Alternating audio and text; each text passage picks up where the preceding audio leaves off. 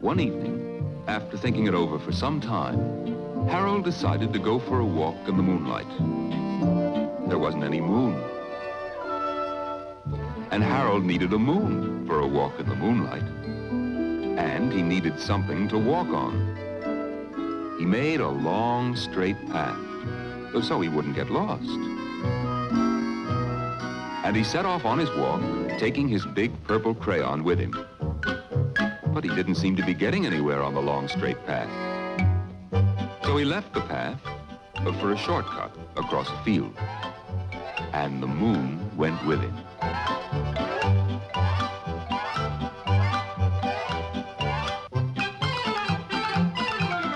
The shortcut led right to where Harold thought a forest ought to be. He didn't want to get lost in the woods. So he made a very small forest with just one tree in it. It turned out to be an apple tree.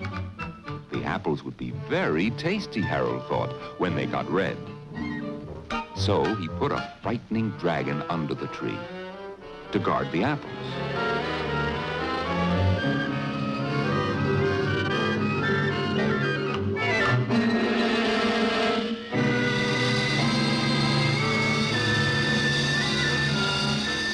His hand holding the purple crayon shook. Suddenly he realized what was happening. But by then Harold was over his head in an ocean. He came up thinking fast.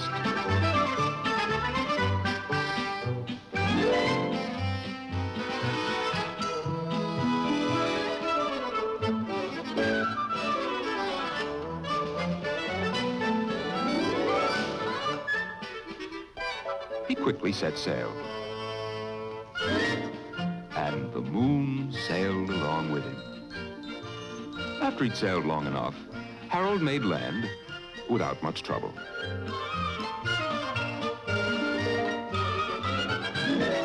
He stepped ashore on the beach, wondering where he was. The sandy beach reminded Harold of picnics, and the thought of picnics made him hungry.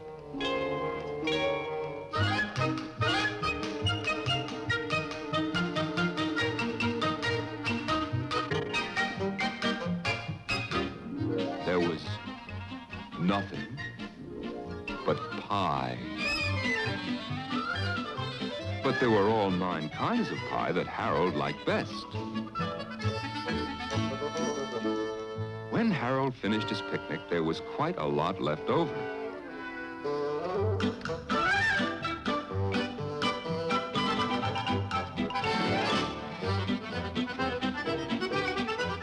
So Harold left a very hungry moose and a deserving porcupine to finish it up.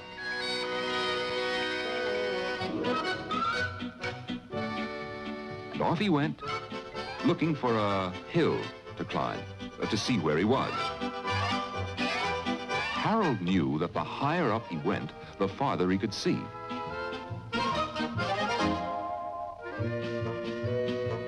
If he went high enough, he thought, he could see the window of his bedroom. He was tired, and he felt he ought to be getting to bed.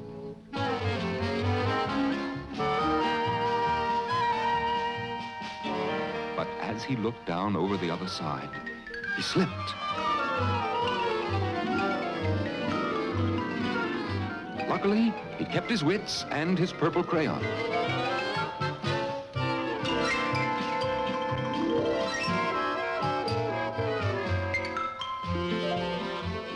Fine view from the balloon.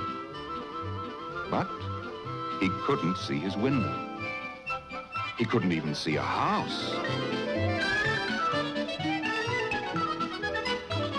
So he made a house with windows.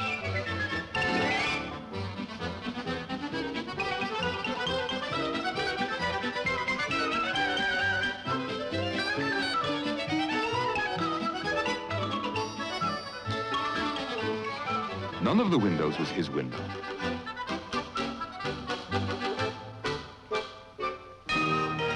He made some more windows.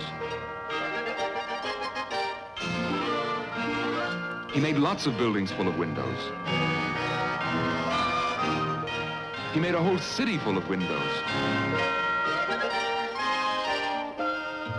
but none of the windows was his window. He couldn't think where it might be.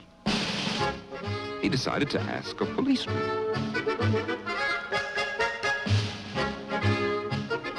The policeman pointed the way Harold was going anyway. And he walked along with the moon, wishing he was in his room and in bed. Then, suddenly, Harold remembered. He remembered where his bedroom window was when there was a moon.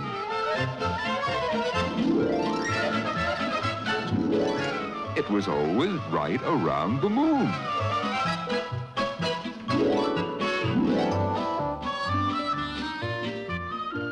And then Harold made his bed, got in it, and he drew up the covers. And Harold dropped off to sleep.